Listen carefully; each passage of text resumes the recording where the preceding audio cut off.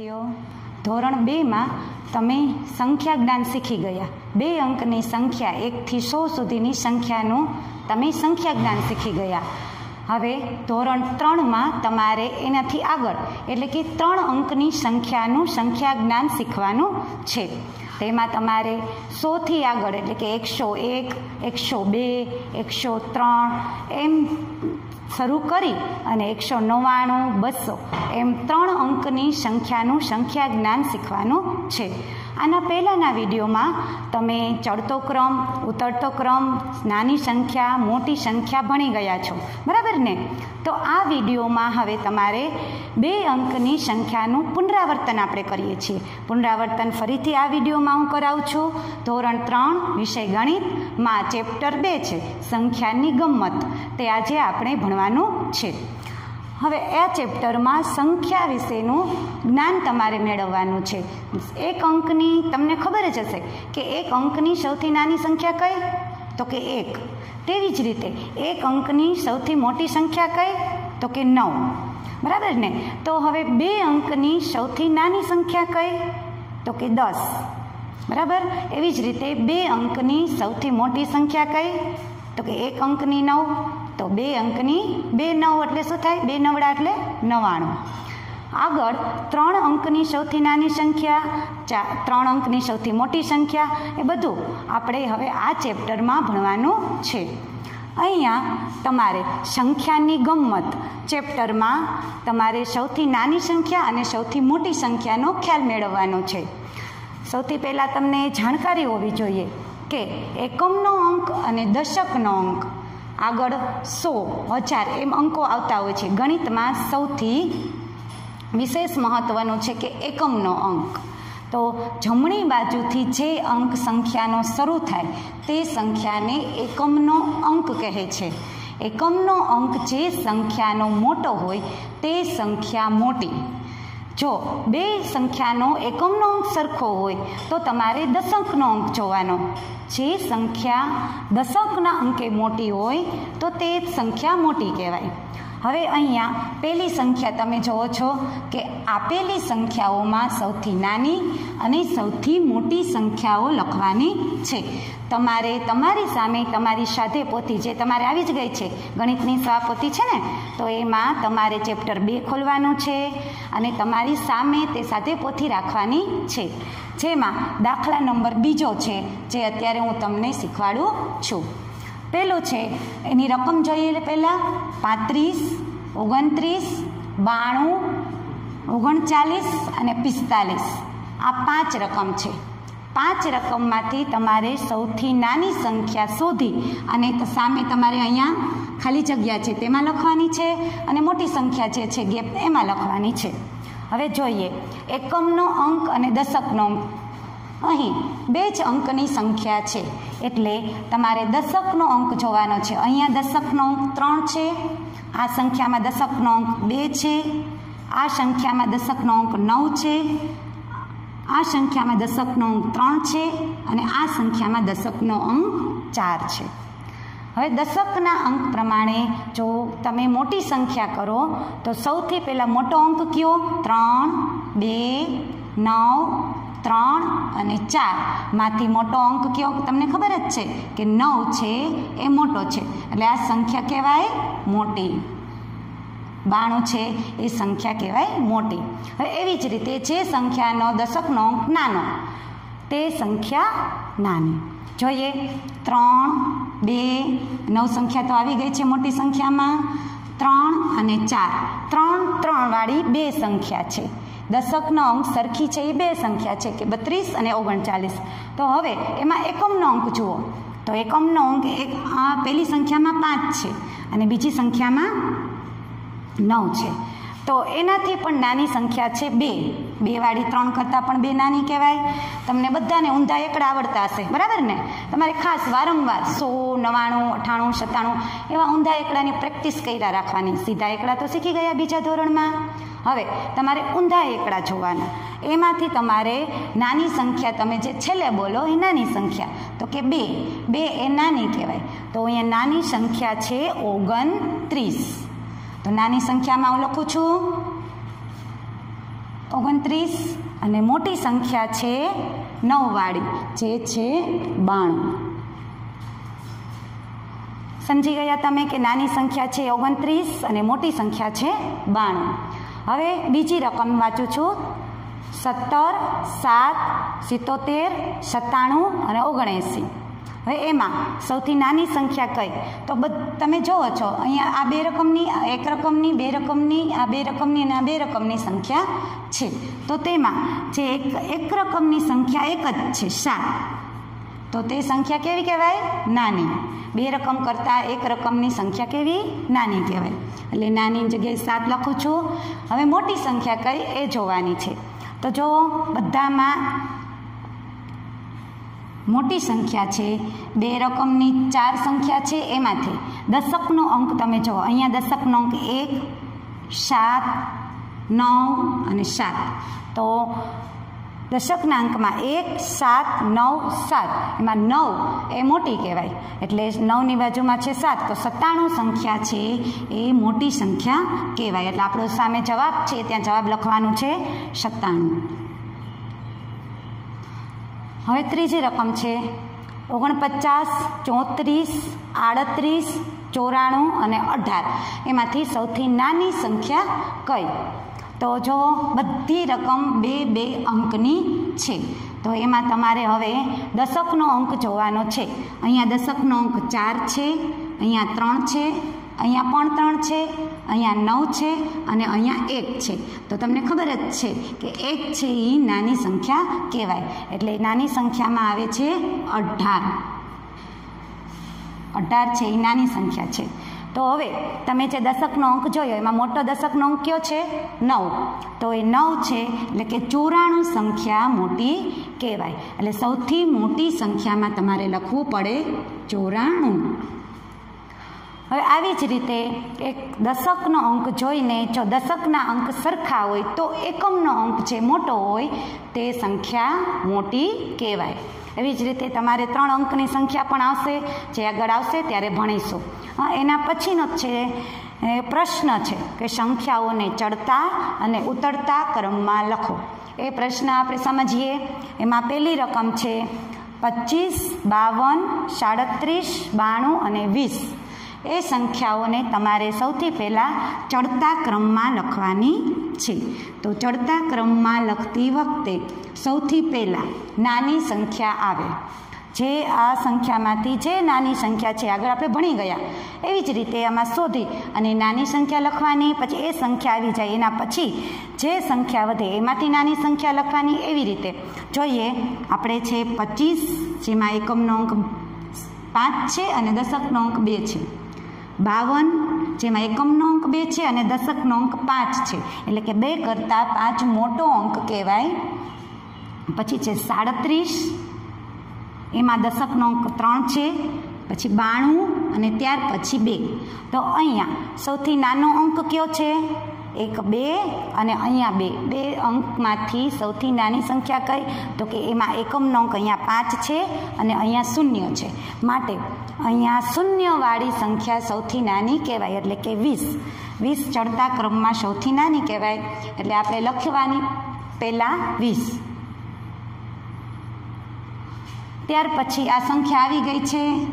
હવે એના પછી સંખ્યા છે 2 અંકવાળી એક છે 25, તે કહેવાય નાની. એટલે 25. હવે 3 એકમનો અંક 7 છે, દશકનો અંક 3 છે. એટલે 3 છે એ 5 અને 9 કરતાં નાનો કહેવાય. એટલે એ સંખ્યા લખવાની 37. હવે 2 સંખ્યા છે 52 અને 92. એમાં દશકનો અંક અહીંયા 5 છે અને અહીંયા 9 છે. તો 5 નાનો કહેવાય 9 કરતાં. એટલે 5 વાળી સંખ્યા લખવાની 52.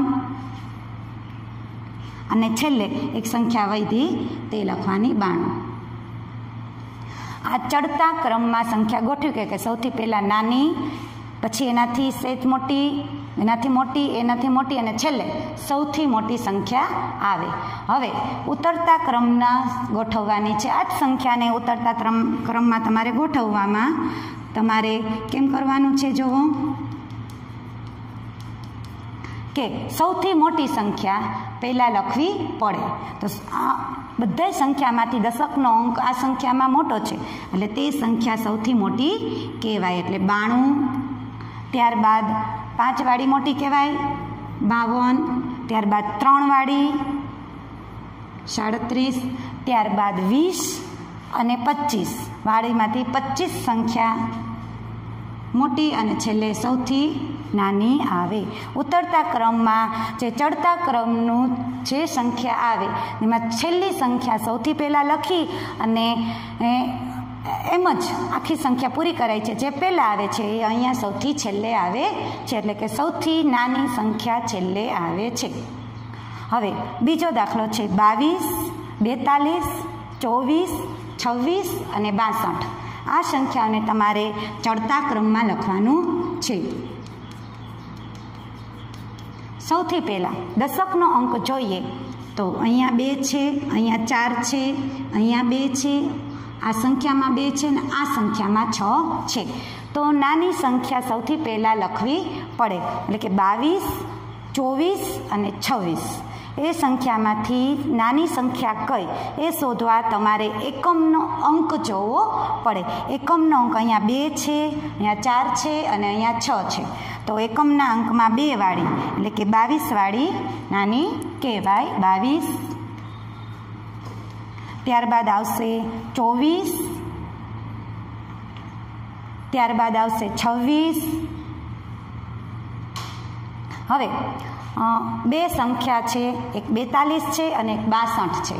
તેમાં દશકનો અંક અહીંયા પણ 4 છે અને અહીંયા 6 છે, એટલે 6 કરતાં 4 નાના કહેવાય. એટલે એ સંખ્યા પહેલાં આવશે 42 અને છેલ્લે એક સંખ્યા વધી છે, આ બધી સંખ્યાઓમાંથી મોટી છે એટલે છેલ્લે આવશે 62. હવે એમાં તમારે આ જ સંખ્યામાં ઉતરતો ક્રમ કરવાનો છે, એટલે સૌથી મોટી સંખ્યા પહેલાં લખવી પડે. તો તમે અત્યારે ચડતા ક્રમમાં શીખી જ ગયા છો કે સૌથી મોટા છેલ્લે લખી, છેલ્લી સંખ્યા એ પહેલાં આવી જાય એટલે ઉતરતો ક્રમ થઈ જાય. એટલે ઉતરતો ક્રમ સૌથી મોટી સંખ્યા પહેલાં, એટલે કે દશકનો અંક 6 છે સૌથી મોટો છે પહેલાં. ત્યારબાદ 4 છે સૌથી મોટો છે એટલે 42. ત્યારબાદ 22, 24 અને 26 3 સંખ્યા વધી. તેમાંથી દશકનો અંક અહીંયા પણ 2 છે, અહીંયા પણ 2 છે ને અહીંયા પણ 2 છે. તો હું તમને વારંવાર કહું છું કે જ્યારે દશકનો અંક સરખો હોય ત્યારે એકમનો અંક મોટો હોય તો તે સંખ્યા મોટી કહેવાય. એટલે 26 છે એ મોટી થશે. ત્યારબાદ 24 અને છેલ્લે સૌથી નાની સંખ્યા 22 આવશે.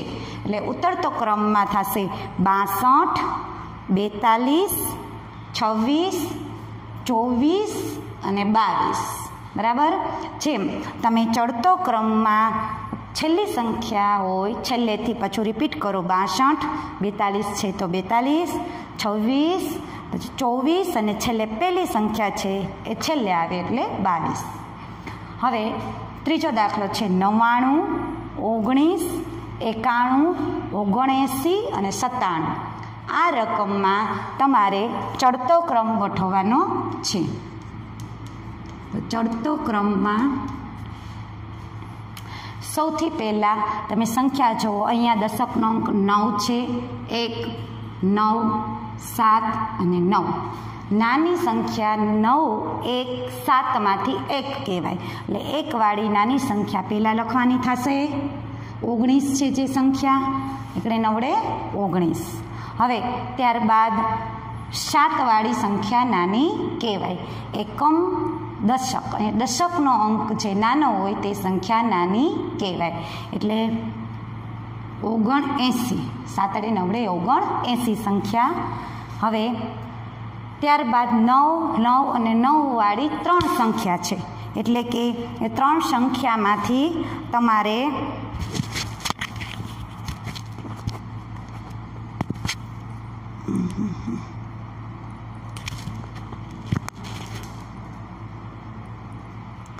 તમારે 91, 97 અને 99 માંથી મોટી સંખ્યા 99 છે એટલે પહેલાં લખવી પડશે 99. ત્યારબાદ 7 છે એ મોટો છે એટલે પહેલાં લખવી પડશે, ત્યારબાદ છેલ્લે સૌથી છેલ્લે 91. હવે ઉતરતો ક્રમ કરવાનો થશે. ઉતરતા ક્રમમાં સૌથી મોટી સંખ્યા પહેલાં આવશે. ઉતરતા ક્રમમાં સૌથી મોટી સંખ્યા જે આપણે લખી છે ચડતો ક્રમ.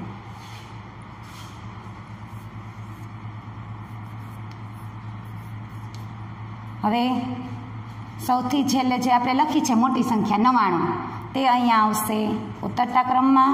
99 પછી આવશે 99 પછી જે છે મોટી સંખ્યા એ 97, ત્યારબાદ 91, ત્યારબાદ આવશે 79 અને ત્યારબાદ આવશે 19.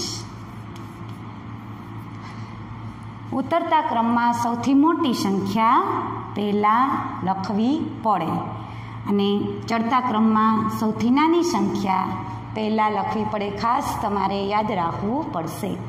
હવે ઉતરતો ક્રમ ફરીથી રિપીટ કરી દઉં.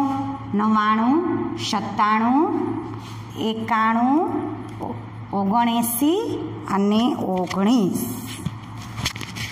હવે અહીંયા 5, 50, 55, 15 અને 65 એ સંખ્યા છે.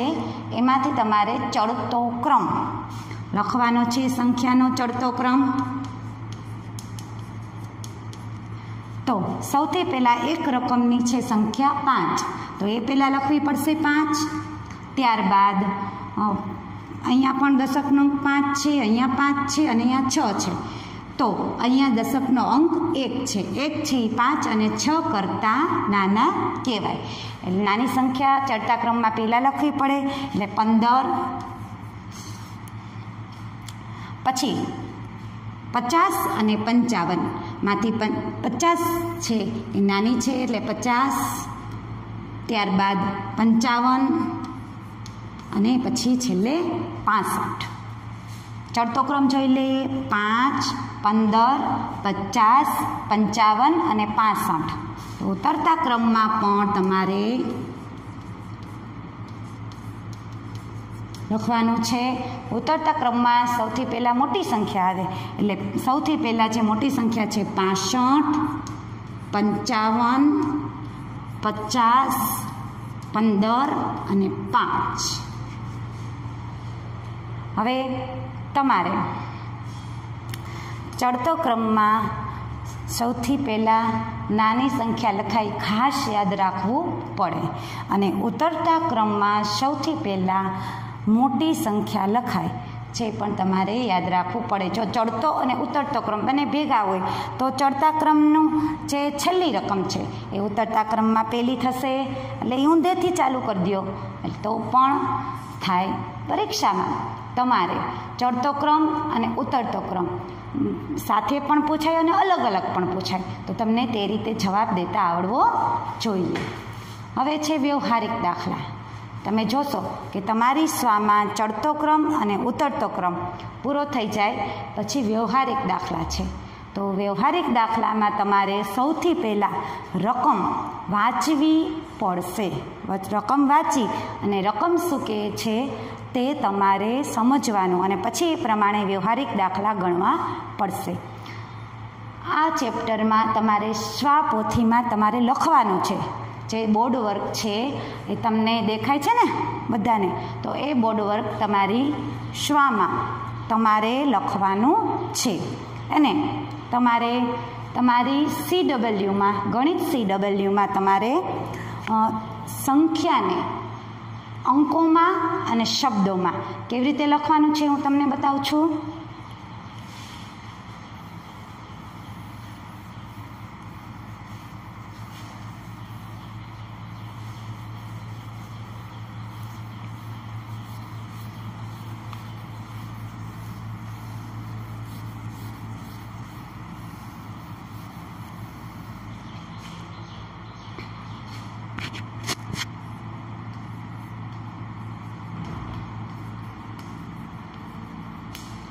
ગણિત CW તમારે સૌથી પહેલાં સંખ્યાને અંક અને શબ્દોમાં લખવાની છે કે અંક છે 101, શબ્દોમાં લખવાનું છે 101. આ શબ્દોમાં કહેવાય અને આ અંકમાં કહેવાય, અંક અને શબ્દોમાં.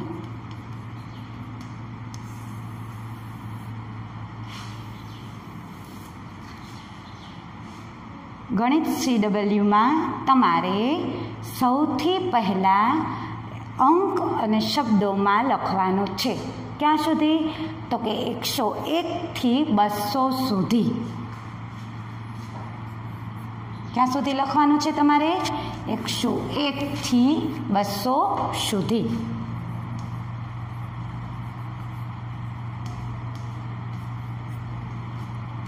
CW લખવું 101 થી 200 અંક શબ્દોમાં. પછી ત્યાર પછી આવે 102, તો એને શબ્દોમાં કેમ લખાય? 102. બરાબર. એવી રીતે અહીંયા 3, 4, 5, તો કે 103, 104, 105. એવી રીતે અંકની સામે શબ્દોમાં તમારે તમારી CW લખવાનું છે કે 105 પછી 109 સુધી. યાદ રાખજો કે 105 થી 109 સુધી અંકમાં આગળ 5, 6, 7, 8 અને 109 સુધી આગળ 10 લખાય છે. બરાબર ને? પછી 110 આવે. શું આવે? કે 109 પછી 110 આવે. ત્યારે અહીંયા શૂન્ય લખાશે નહીં, ત્યારે અહીંયા એક જ લખાશે. 110 થી 111, 112, 113 એવી સંખ્યામાં જો 111, 112 એવી સંખ્યામાં આગળ વચમાં શૂન્ય આવશે નહીં. ત્યારે આગળ એક જ લખાશે. પાછળની 2 રકમ તો છે જ, 12, 13, 14, 15 એવી રીતે 25, 26, 130, 140 એવી રીતે 12થી ચાલો શરૂ કરીને 13, 114, 115, 116 એ શરૂ કરીને 199 સુધી આગળ ફક્ત 1 લખાય છે. એટલે 199 થઈ જશે 199. બરાબર. જે તમે અહીંથી પહેલેથી રિપીટ કરું છું કે 101 થી અંક અને શબ્દમાં લખવા માટે અહીંયા તમારી CW તમારે લખવાનું છે, એટલે તમને આવડવું જોઈએ. તો અહીંયા 101 થી 109 સુધી લખવા માટે શરૂઆતમાં 10 એટલે 1ની બાજુમાં 0 એમ લખાય છે. સમજાઈ ગયું? જ્યારે 110 આવે ત્યારથી સંખ્યામાં 110, 111, 112, 113 એવી રીતે લખવા માટે સંખ્યામાં તમારે ફક્ત 1 લખાય છે. આગળ ફક્ત 1 જ લખવો પડે છે. એવી રીતે 199 સુધી ફક્ત 1 લખવાનું છે અને સામે તમારે શબ્દોમાં લખવાનું છે 199. 199 લખાઈ જાય પછી શું આવશે? તો કે 99 પછી 1, એકમ, દશક અને 100નો અંક 1 બદલવો પડે. જેમ કે અહીંયા લખાણું છે તમે 199. 199. હવે 99 આવી જાય, તમને ખબર જ છે કે 2 અંકની સંખ્યા શીખી ગયા. 99 આવી જાય તો તમે 100 લખો. બરાબર ને? તો અહીંયા 199 છે, તો એની પછી શું આવશે? તો કે 200.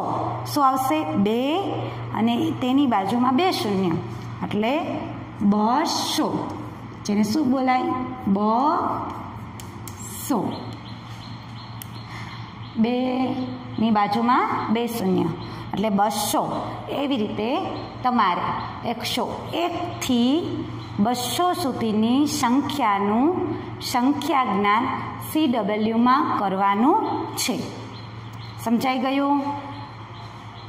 બાજુમાં અંક લખી અને તેની બાજુમાં શબ્દો લખવાનો છે, શબ્દોમાં લખાઈ જાય. પછી અહીંયા પણ તમે અંક લખી શકો. બાજુમાં જ્યાં જગ્યા છે એક ફૂલ સ્કેપ નોટ છે, તેમાં જેમ જગ્યા છે એમ અંક લખી અને બાજુમાં પણ તમે શબ્દોમાં લખી શકો. બરાબર ને?